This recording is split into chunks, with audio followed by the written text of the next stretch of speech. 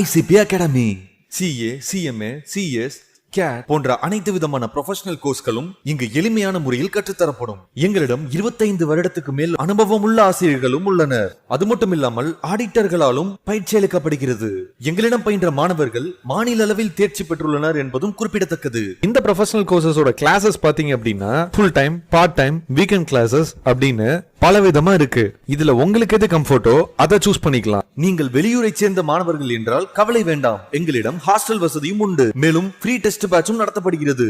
இந்த free test பேட்சில் கலந்து கொண்ட அனைத்து மாணவர்களும் 100% தேர்ச்சி பெற்றுள்ளனர். அணுக வேண்டிய முகவரி number 973 TELC church complex, town hall bus stand, Coimbatore 641001. Contact 9894795915.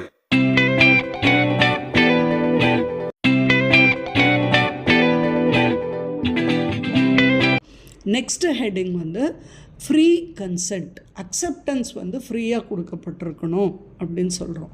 அப்போ எப்போ ஒரு கன்சென்ட் வந்து நாட் ஃப்ரீ அப்படின்னு பார்க்குறோன்னா coercion, undue influence, fraud, misrepresentation, mistake, இந்த நாலுலேயும் பார்க்குறோம்.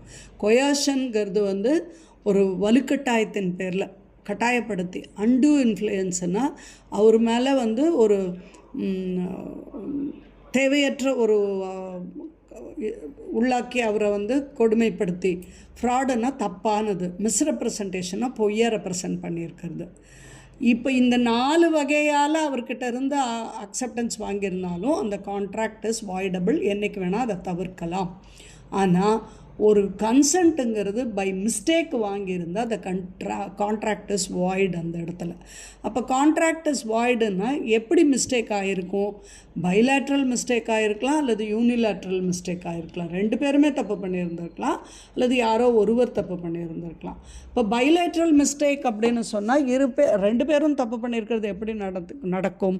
சப்ஜெக்ட் மேட்டர்லேயே தப்பாக இருந்திருக்கலாம், இல்லைன்னா அது நடக்கிறதுலையே ஒரு பாசிபிலிட்டி, பர்ஃபார்மன்ஸே தப்பாக ஆகிருக்கலாமா இருக்கும். அது நடக்குமாங்கிறதுலையே தவறுகள் இருக்கலாம். அந்த மாதிரி இருந்தால் அது பைலேட்ரல் மிஸ்டேக். யூனிலேட்ரல் அப்படின்னா கான்ட்ராக்டுடைய தன்மை, நேச்சர் ஆஃப் த கான்ட்ராக்டை, அல்லது ஒரு அந்த பர்சனோட ஐடென்டிஃபையிங் அ பர்சன், அவர் யாருங்கிறது தப்பாக இருந்திருக்கலாம். இவருன்னு நினச்சி அவருக்கு பதிலாக இன்னொருத்தர் கூட கான்ட்ராக்ட் சைன் ஆகிருந்ததுன்னா, அந்த மாதிரி ஆகிருந்தால் அது வந்து பை மிஸ்டேக். அப்போ யூனிலேட்ரல்னால் ஒரு பக்கம் மட்டும் மிஸ்டேக் இருந்தால் அது unilateral mistake.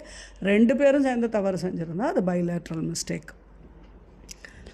Definition of an consent according to section 13. Section 13 acceptance அல்லது கன்சென்ட் அப்படிங்கிறத எப்படி டிஃபைன் பண்ணுதுன்னா, 2 or more persons are said to consent when they agree upon the same thing in the same sense.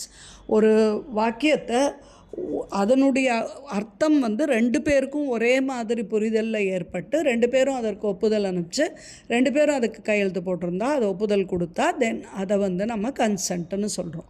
இதை தான் section 13 சொல்லுது. Parties வந்து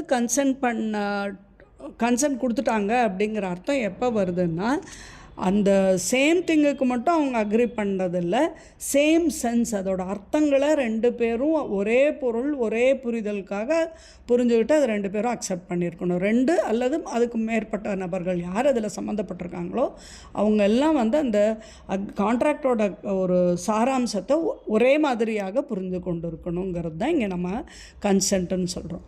Consequently, when parties to a contract make some fundamental error as to the nature of transaction, or as the person dealt with, or as to the subject matter of the agreement, it cannot be said that they have agreed upon the same thing in the same sense.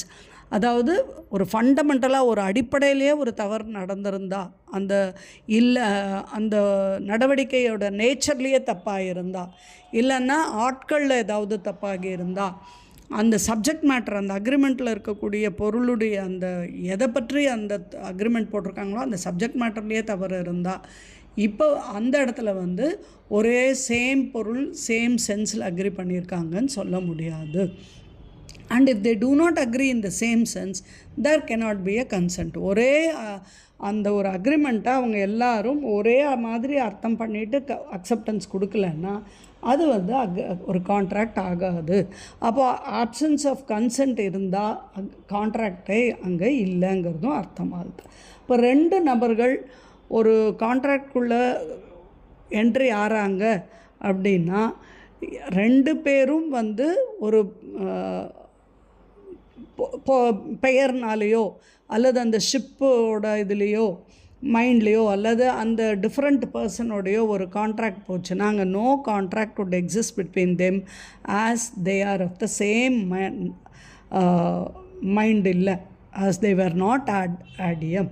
If 2 persons enter into an apparent contract concerning a particular person or a ship and it turns out that each of them misled by similarity of name, ஒரு பேர்னால அவங்க 2 பேரும் அதில் வந்து இவர் தான் அது நினச்ச இல்லை, இந்த பொருள் தான் அவர் நினச்ச இல்லை, இந்த ஷிப்பு தான் அவர் நினச்சி இவர் சொல்கிறது வேறு அவர் சொல்கிறது வேறேன்னு போட்டு அதில் கான்ட்ராக்ட் என்ட்ரி ஆகியிருந்தாலும் அந்த கான்ட்ராக்ட் செல்லுபடி ஆகாது. அதே மாதிரி ஒரு அக்ரிமெண்ட்டில் நம்ம ஏற்கனவே சொல்லியிருக்கோம் ஆம்பிகுவிட்டினா ஒரு சரியான இது கிடையாமல் ஒரு வேவரிங் வேர்ட்ஸ் இருந்தாலோ அந்த நேச்சரில் ஒரு தவறுதல் இருந்தாலோ அந்த டிரான்சாக்ஷனில் ஒரு தப்பாக இருந்தாலோ சப்ஜெக்ட் மேட்டர் ஆஃப் த அக்ரிமெண்ட்லேயே தப்பாக இருந்தாலோ அந்த கான்ட்ராக்டை ஒரு ஃபார்மேஷன் அப்போவே வந்து கன்சென்ட்டுக்கு நிறுத்தப்பட்டிருக்கணும். அது ப்ரூவ் ஆச்சுன்னு சொன்னால் அது கான்ட்ராக்டாக இருக்காது. ஃபண்டமெண்டல் எரராக இருந்தான்னா அங்கே ரியலி நோ கன்சென்ட், வேறஸ் இந்த case of mistake there is no real consent. அதாவது வந்து ஒரு மிஸ்டேக் ஆகிப்போச்சு, அதில் அக்செப்டன்ஸ் கொடுத்துருந்தா அதில் உண்மையான அக்செப்டன்ஸ் இல்லைன்னு சொல்லலாம் நம்ம. As has been already said, one of the essential element of the contract is consent. நம்ம கான்ட்ராக்டில் ஒரு முக்கியமானது என்னன்னு பார்த்தோம், அக்செப்டன்ஸ்னு பார்த்தோம். அப்போது ஒரு அக்செப்டன்ஸ் இல்லாத ஒரு கான்ட்ராக்டே இல்லை. Consent may be free or not free. Only free consent is necessary for the validity of a contract. ஒரு கான்ட்ராக்ட் வந்து சட்டத்தின்படி ஏற்கப்பட வேண்டியதாக இருக்கும் அப்படின்னா எப்போ ஃப்ரீ கன்சென்ட் இருக்கோ, அவங்க வந்து எந்தவித கட்டாயமும் இல்லாமல் 2 பேரும் அக்செப்ட் பண்ணியிருந்தாங்களோ அப்போ தான் அது வந்து கான்ட்ராக்ட்னு சொல்கிறோம். அப்போ ஃப்ரீ கன்சென்ட்டுங்கிறதுடைய கன்சென்ட்டுங்கிறதுடைய டெஃபினேஷன் என்ன அப்படிங்கிறது செக்ஷன் 14 சொல்லுது. கொயர்ஷன் இல்லாமல் இருக்கணும், கட்டாயப்படுத்தப்பட்டு இருக்கக்கூடாது, ஒரு த்ரிட்டனிங் இருக்கக்கூடாது. 2வது அன்டியூ இன்ஃப்ளூயன்ஸ் ஆஸ் டிஃபைன்ட் இன் செக்ஷன் 16. செக்ஷன் 15, 16, 17, 18, 20, 21, 22 இதெல்லாம் வந்து ஃப்ரீ கன்சென்ட்டுக்கு எதெல்லாம் வராதுங்கிறத பற்றி சொல்லுது. அன்டியூ இன்ஃப்ளூயன்ஸ்னால் ஒருத்தரோட பாதிப்பு வந்து முறையற்ற பாதிப்பால் ஒருத்தர் அக்செப்டன்ஸ் கொடுத்துரும். 3rd one section 17 fraud. Section 18 வந்து misrepresentation. 20, 21, 22 mistake subject to the provisions of sections. So இந்த இடத்துலலாம் வந்து ஒரு கன்சென்ட் கொடுக்கப்பட்டிருந்தால், ஒரு ஒப்புதல் கொடுக்கப்பட்டிருந்தால் அந்த இது வந்து கான்ட்ராக்ட் வந்து வாய்ட் ஆகிடும். அப்போ மிஸ்டேக் வழியாக ஒரு கன்சென்ட் கொடுத்துருந்தாலும் அந்த இது வந்து நல்லிஃபை ஆகிடும், அதாவது அது கான்ட்ராக்டே இல்லை.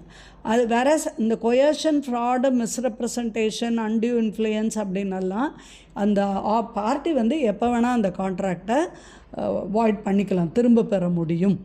அந்த கன்சென்ட் வந்து ரத்து செஞ்சுக்கலாம் அப்படிங்கிறத பார்க்கலாம். இப்போது எலமெண்ட்ஸ் விட்டியேட்டிங் ஃப்ரீ கன்சென்ட், அதாவது ஃபஸ்ட்டு ஒன் கொயர்ஷன் சொல்கிறோம். Coercion is committing or threatening to commit any act forbidden by the Indian Penal Code or the unlawful detaining or threatening to detain any property to the prejudice of any person whatever with the intention of causing any person to enter into an agreement. ஒரு நபரை ஒரு அக்ரிமெண்ட்டுக்குள்ளே entry ஆகிறதுக்காக வேண்டி அவரை வந்து threatened பண்ணுறது, பயமுறுத்துறது, இல்லைன்னா ஏதோ ஒரு செய்கை இந்திய சட்டத்தின்படி அட்மிட் ஆகாத ஒன்றை செய்கிறது, இல்லைன்னா சட்டத்துக்கு விரோதமாக புறம்பாக எதையாவது ஒன்றை பிடிச்சி வச்சுக்கிறது, அல்லது ஒரு சொத்தை வந்து அபகரிக்கிறவும் பயமுறுத்துறது, அல்லது அவருக்கு நியாயமல்லாத ஒரு செயலை செஞ்சது, இதன் வழியாக ஒருத்தரோட அக்ரிமெண்ட்லுக்கு ஒப்புதல் பெற்றோம்னா அதெல்லாம் கொயர்ஷன். இப்போ அது வழியாக என்ட்ரியான எந்த கான்ட்ராக்டும் செல்லுபடி ஆகாது. அப்போ இதில் வந்து அந்த கொயேஷன் அப்படிங்கிறது does not require that it must proceed from a party to the contract, nor it is necessary that the subject of the coercion must be the other contract party. It may be directed against any third person. அதாவது கான்ட்ராக்டில் சம்மந்தப்பட்ட நபரை மட்டும்தான், அவர் மட்டும்தான் வந்து இதை threaten பண்ணியிருக்கணுமோ பயமுறுத்தி இருக்கணுமோங்கிறது இல்லை. இன்னொரு தேர்ட் பார்ட்டியை பிடிச்சி வச்சு கூட இவருக்கு சம்மந்தமானதை பயமுறுத்தி இருந்தாலோ அவரை துன்புறுத்தி இருந்தாலோ கூட அது கொயர்ஷன் தான் சொல்லப்படுது. அப்போ இந்த கொயர்ஷன்னால் என்ட்ரி ஆகிறதுல ஒரு எஃபெக்ட் என்ன வரும் அப்படிங்கிறது செக்ஷன் 19 சொல்லுதுன்னா, இந்த சட்டத்தின்படி இவங்களை துன்புறுத்தியோ இவங்களை பயமுறுத்தியோ இவங்களுக்கு ஏதாவது செய்திருவோனோ அல்லது இவங்க ப்ராப்பர்ட்டியை டீடைன் பண்ணியோ எப்படியாவது அந்த கான்ட்ராக்டுக்கு ஒரு அக்செப்டன்ஸ் வாங்கி இருந்தால் it is voidable at the option of the party whose consent was so obtained. இப்போ யாருடைய சம்மதம் அப்படி பெறப்பட்டிருக்கோ அந்த சம்மதம் கொடுத்த நபர் எப்போ வேணால் அந்த கான்ட்ராக்டை வாய்டபிள் பண்ணிக்கலாம், எப்போ வேணால் அதை கேன்சல் ரிவோக் பண்ணிக்கலாம். Second, a person to whom money has been paid or anything delivered under coercion must repay or return it. இப்போது யாருக்காவது வந்து இந்த ஒரு பணம் கொடுக்கப்பட்டிருந்தால் அல்ல பொருள் ஏதாவது கொடுக்கப்பட்டிருந்தால் இந்த மாதிரி ஒரு பயமுறுத்தல் மேலேயோ அல்லது ஒரு கட்டாயப்படுத்துதல் மேலேயோ இருந்தால் அந்த பணத்தையோ பொருளையோ அவர் வந்து திருப்பி கொடுத்துட வேண்டும் அப்படிங்கிறது செக்ஷன் 72 சொல்லுது. Next, threat to commit suicide, whether is it coercion. Indian penal படி ஒரு சூசைட் அப்படிங்கிறது தடுக்கப்பட வேண்டுமே ஒழிய பனிஷபிள் கிடையாது. அப்போது ஒரு டெட் மேன் ஏன் அப்படின்னா அவர் இறந்துட்டா அவரை போய் நம்ம எங்கே பனிஷ் பண்ண முடியும். ஆனால் செக்ஷன் 15 என்ன சொல்லுதுன்னா, சூசைட் பண்ணிக்குவோன்னு சொல்லி ஒரு த்ரெட்டன் கொடுத்தா அது வந்து ஃபோர்பிடன் பை லா, அது பீனல் கோடில் கொயர்ஷன் அக்செப்ட் பண்ணிக்கணுங்குது. அப்போது ஒரு சூசைட் பண்ணிக்குவேன் அதை இல்லை கையெழுத்து போடாட்டா இல்லை அக்செப்ட் பண்ணிக்காட்டா அப்படின்னு ஒரு பயமுறுத்துனா அந்த பயமுறுத்தல்னால ஒருத்தர் ஒரு அக்செப்டன்ஸ் கொடுத்துருந்தால் அந்த இடத்துல அது வந்து செல்லுபடி ஆகாது. எக்ஸாம்பிள் 10 இந்த டெக்ஸ்ட் புக் என்ன சொல்லுது, வேர் husband obtained a release deed from his wife and son under a threat of committing suicide, the transaction was set aside on the ground of coercion, suicide being forbidden by the Indian Penal Code. ஒரு கணவர் வந்து அவருடைய மனைவிக்கும் அவருடைய மகனுக்கும் ஒரு டிரான்சாக்ஷனுக்கு கையெழுத்து வாங்குறாரு. அப்போ என்ன சொல்கிறாரு, இதில் போடலன்னா நான் சூசைட் பண்ணிக்குவேன் அப்படின்னு. அப்போ அந்த டிரான்சாக்ஷன் செல்லுபடி ஆகாது, அதை வந்து தள்ளி வச்சிடுறாங்க. ஏன்னா இந்தியன் பீனல் கோட் சூசைடை அக்செப்ட் பண்ணுறது இல்லை. அப்போ இவர் அந்த பயமுறுத்தி வாங்கின கையெழுத்து செல்லுபடி ஆகாது. Example 11, an agent refused to give books of accounts to the principal unless he frees from his all liabilities. The principal had to give the release date. Held the contract was under coercion by unlawful detaining of the principal's property. ஒரு agent வந்து books of accounts books எல்லாத்தையும் பிரின்சிபலுக்கு கொடுக்க மாட்டேங்கிறாரு. என்னுடைய கடன் எல்லாத்துலேருந்து என்னை விடுவிச்சா மட்டும்தான் நான் உனக்கு புக்ஸ் ஆஃப் அக்கௌண்ட்ஸ் தருவேன் அப்படிங்கிறாரு. அப்போ பிரின்சிபல் ஒரு ரிலீஸ் டேட் கொடுக்க வேண்டியதாகுது. இந்த இடத்துல அந்த கான்ட்ராக்ட் அந்த அக்செப்டன்ஸ் வந்து ஒரு கொயர்ஷன் வழியாக தான், ஒரு கட்டாயத்தின் பேரில் தான் கொடுக்கப்பட்டது. அப்படிங்கிறதுனால பிரின்சிபலோட ப்ராப்பர்ட்டியெல்லாம் எடுத்து வச்சுக்கிறதுக்கு அந்த ஏஜென்ட்டுக்கு எந்த உரிமை இல்லைங்கிறது தீர்மானமாச்சு. Next side heading undue influence next ஆடியோவில் பார்ப்போம் ஃப்ரெண்ட்ஸ். தேங்க்யூ.